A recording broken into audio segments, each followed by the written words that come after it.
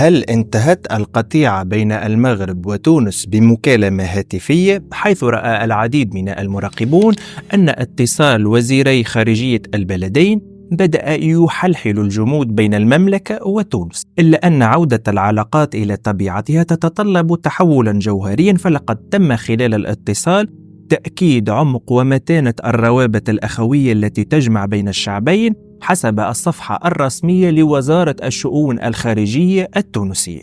مرحبا أعزائي المشاهدين من المحيط إلى الخليج في برنامجكم عرب شو. في أغسطس من عام 2022 سحبت المملكة المغربية سفيرها من الجمهورية التونسية، وهو أمر ردت عليه الأخيرة بخطوة مماثلة في أعقاب احتجاج من الحكومة المغربية على استضافة تونس زعيم جبهة البوليزاريو إبراهيم غالي للمشاركة في الدورة الثامنة لقمة تيكاد، إلا أن اتصالا هاتفيا بين وزيري الخارجية المغربي ناصر بوريتا ونظيره التونسي المعين حديثا محمد علي النفطي حل من الجمود الذي خيم على العلاقات بين الرباط وتونس منذ عام 2022 بسبب استقبال الأخيرة لزعيم جبهة البوليزاريو على هامش قمة تيكاد الاقتصادية الإفريقية مع اليابان. وبناء عليه، لماذا قررت الخارجية المغربية كسر القطيعة مع تونس الآن؟ وهل ثبت للمغرب بعد سنتين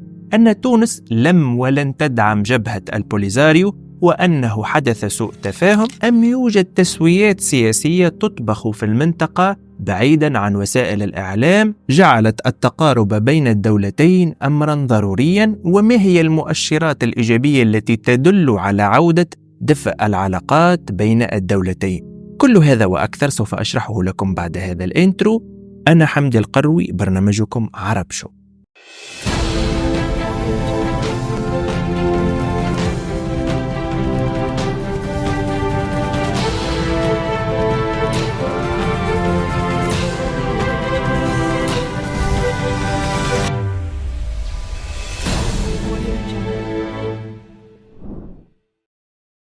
أود أن ألفت انتباهكم أعزائي المشاهدين إلى الاشتراك في القناة وتفعيل زر الجرس حتى يأتيكم كل ما هو جديد. ونعود لموضوع حلقتنا، فبحسب بيان لوزارة الشؤون الخارجية التونسية الذي نشرته عبر صفحتها في مواقع التواصل الاجتماعي وأنا أعني فيسبوك في بداية شهر سبتمبر الحالي، فإن بوريتا هنأ النفطي بالثقة الغالية التي حظي بها من الرئيس قيس سعيد، وتم في الاتصال تأكيد عمق ومتانة الروابط الأخوية التي تجمع بين الشعبين الشقيقين والحرص المشترك على دعم أواصر التعاون بين الجمهورية التونسية والمملكة المغربية في مختلف المجالات. وتثير دبلوماسية الهاتف هذه بعيدا عن القنوات الدبلوماسية التقليدية تساؤلا ملحا، هو هل ستعيد تصحيح العلاقات بين تونس والمغرب؟ ولفهم هذا سوف نحتاج إلى مزيد توضيح أسباب الخلاف نفسها. ففي أغسطس آب من عام 2022 سحبت المملكة المغربية سفيرها من تونس،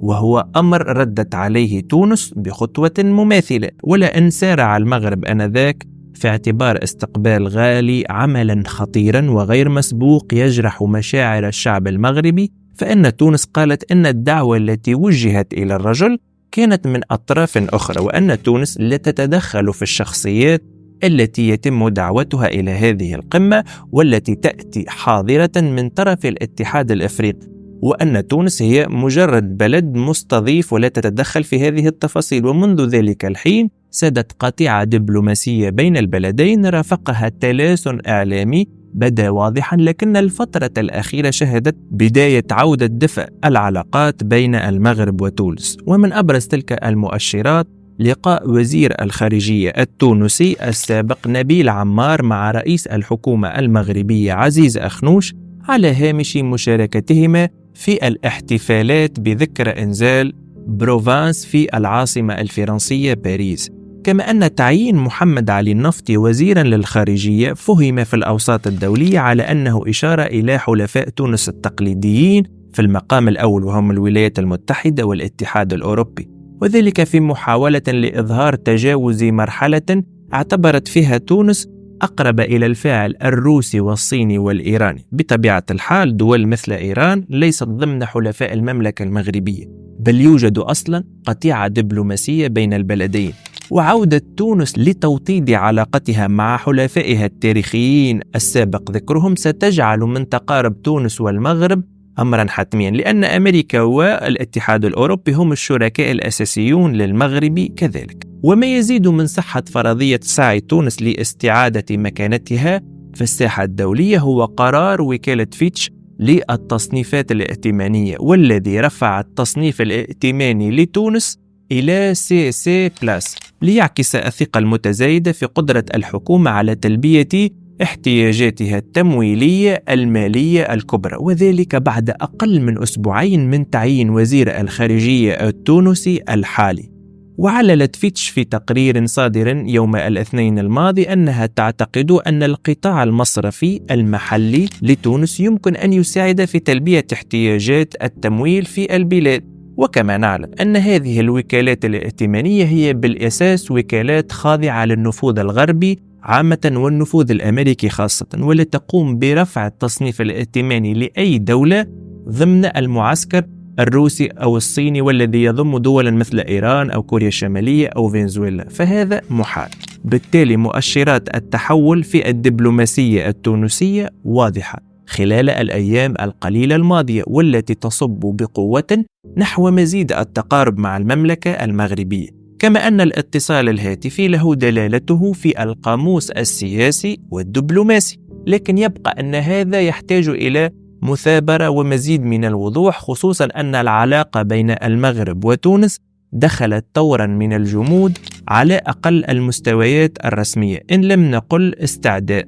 ورغم كل ما سبق ذكره أبقى التاريخ تونس في وضع الوساطة وتقريب وجهات النظر داخل الفضاء المغاربي، وهي لا تنتمي إلى أي محور من المحاور بطريقة مباشرة وصريحة، خصوصا في قضية الصحراء، وهو ما يحتاج إلى إعادة صياغة للموقف أولا، وثانيا يجب أن تكون تونس قادرة على إعادة فتح علاقات ثقة واحترام مع المغرب بشكل أكثر دينامية. وهذا ممكن، فالجانب المغربي حينما قام بسحب سفيره من تونس كان له بعض المخاوف، وكان كذلك له بعض الأهداف من هذه الخطوة. ومن أبرز هذه المخاوف هو أن تصبح تونس دولة معادية للوحدة الترابية المغربية، وسوف تستضيف فصائل جبهة البوليزاريو وتقدم لهم الدعم المالي وحتى السياسي والدبلوماسي في أفريقيا وفي الفضاءات العالمية، وهذا سيكون بمثابة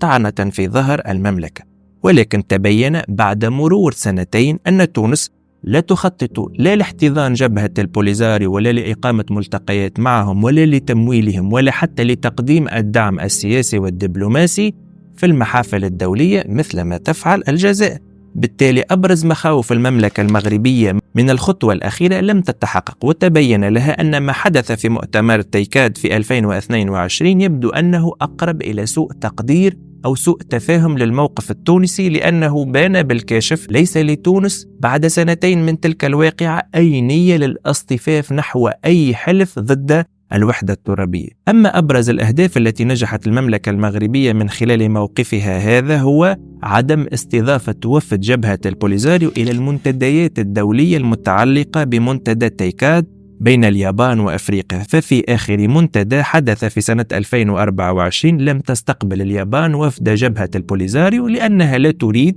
أن تتوتر علاقتها مع المملكة المغربية، وأصبحت دول العالم تعي أن ما حدث مع تونس من خلال سحب السفير وتوتر العلاقات يمكن أن يحدث معها إذا لم تنتبه إلى قائمة الدول المدعوة لأي قمة دولية قادمة. وفي اعتقادي الشخصي أن الأزمة التي مرت بها العلاقات بين تونس والمغرب تتجاوز قضية الصحراء المغربية، بل تشمل قضايا أخرى مثل الحضور الإسرائيلي في المنطقة، خاصة وأن تونس لم تطبع مع إسرائيل، وكان كذلك لدى تونس إلى حد كبير مزاج دبلوماسي وسياسي قريب من الجزائر، ولكن لم يصل إلى مرحلة الاصطفاف خلفها خلال الفترة السابقة، وهو كان اصطفاف بعيدا عن المغرب. ولكن هذا لا ينفي أن لتونس دائما حيزا من الاستقلالية وقدرة دائمة على القيام بالمناورة الدبلوماسية والتي في النهاية تصب في مصلحة البلاد، حيث وطدت تونس في السنوات الماضية علاقتها مع الجزائر وليبيا،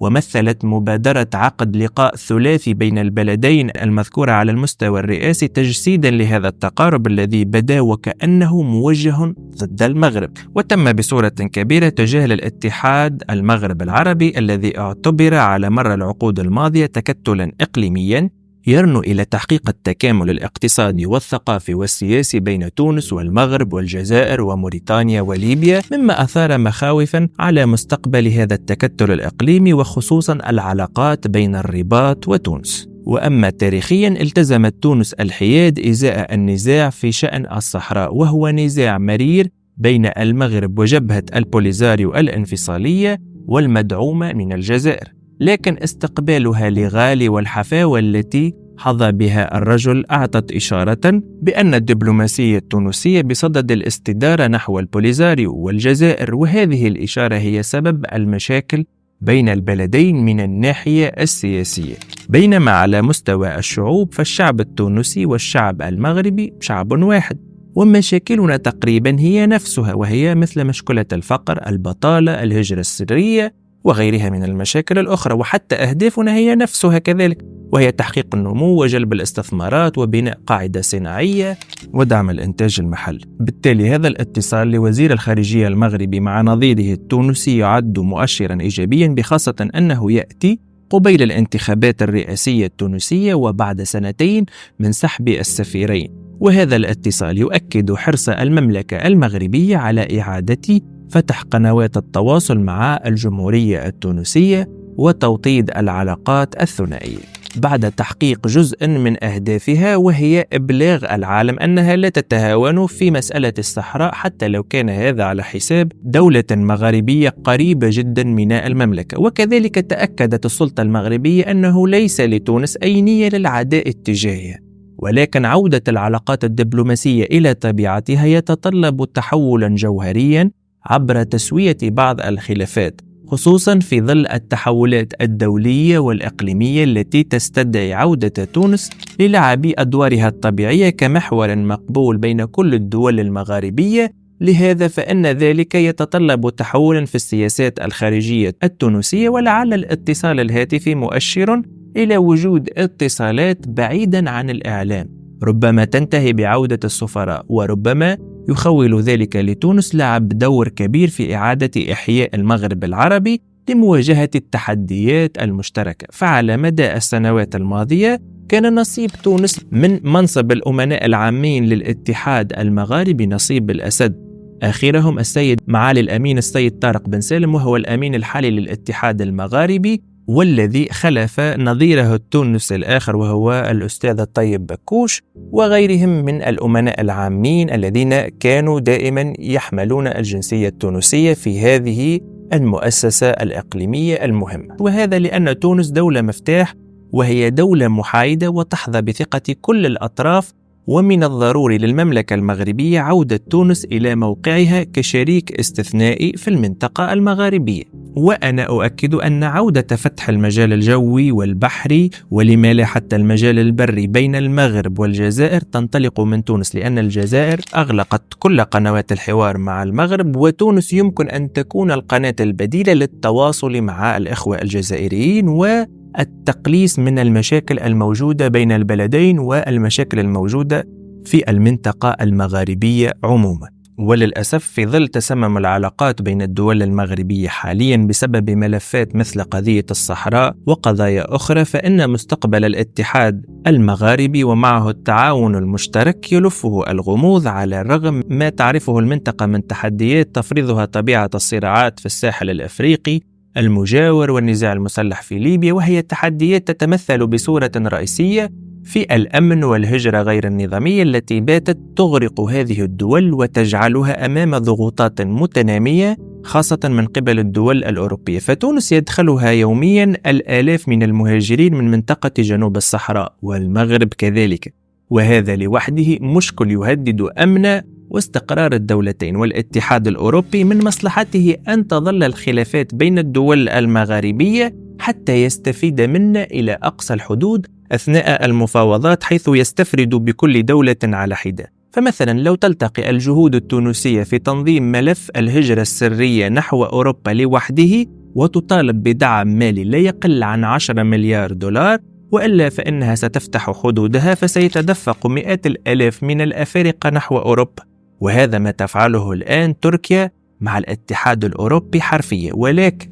تونس والمغرب بسبب محدودية قدرتهم الاقتصادية وكذلك العسكرية حينما نقارنهم بالاتحاد الأوروبي لا يحصلون مجتمعين حتى على مليار دولار واحد من الاتحاد الأوروبي، رغم أنهم ينفقون أموالا ضخمة لتأمين الحدود البحرية للاتحاد ومكافحة الهجرة السرية، ولكن في المقابل لا يحصلون على الدعم الكافي لإلقاء هذه الجهود. بالتالي لو يتم التنسيق بين المملكة المغربية والدولة التونسية في هذا الملف لوحده سوف يحصلون على عدة امتيازات، وسيتم رفع الدعم المالي للدولتين لأنهم الأقرب لأوروبا، فتونس قريبة جدا لإيطاليا ولا يفصلها عن إيطاليا سوى مضيق صقلية، والمغرب كذلك قريب جدا لإسبانيا ولا يفصله عن إسبانيا إلا مضيق جبل طارق. بالتالي الممرات الرئيسية للهجرة بيد تونس والمغرب، ناهيك عن عدة ملفات أخرى مثل الفوسفات. فلو يتم بناء بورصة محلية في دول المغرب العربي سوف نبيع هذه الثروة بمبالغ أعلى، فالمغرب أكبر مصدر في العالم لهذه المادة، وتونس خامس أكبر مصدر على مستوى العالم، والجزائر لديها احتياطات من بين أكبر 10 احتياطات في العالم. وهذا سيجعلنا نكون وحدة اقتصادية ونشبك مصالحنا مع بعضنا البعض، وهذا ما حدث في الخمسينات من القرن الماضي بين دول الاتحاد الأوروبي، حيث تم خلق هذا الاتحاد عبر اتحاد إنتاج الحديد والصلب، رغم أن أوروبا فيها 4 مذاهب دينية رئيسية متصارعة فيما بينها، وفيها أكثر من 70 لغة رسمية، ورغم أنهم كانوا في حرب عالمية أولى وثانية أدت إلى مقتل عشرات الملايين، ورغم هذا عرفوا أنهم مقسمون سيتم احتلالهم من جديد وسوف تقام حروب بينهم، لهذا قرروا الاتحاد. لهذا أنا أقول أن كل المشاكل بين تونس والمغرب وبين المغرب والجزائر هي مشاكل يمكن حلها دبلوماسيا. أرجو أن تعود العلاقات المغربية إلى سالف عهدها، وأن تعود العلاقات بين المملكة المغربية والدولة التونسية، وبين المملكة المغربية وكذلك الدولة الجزائرية. اللهم انصر تونس، اللهم انصر المغرب، اللهم انصر الجزائر. أرجو أن أكون قد وفقت في نقل المعلومة. إذا أعجبتكم هذه الحلقة فلا تبخلوا علينا بالاشتراك، وموعدنا كالعادة كل يوم خميس وأحد على الساعة 5 بعد الزوال بتوقيت الرباط. كان معكم حمدي القروي، برنامجكم عرب شو.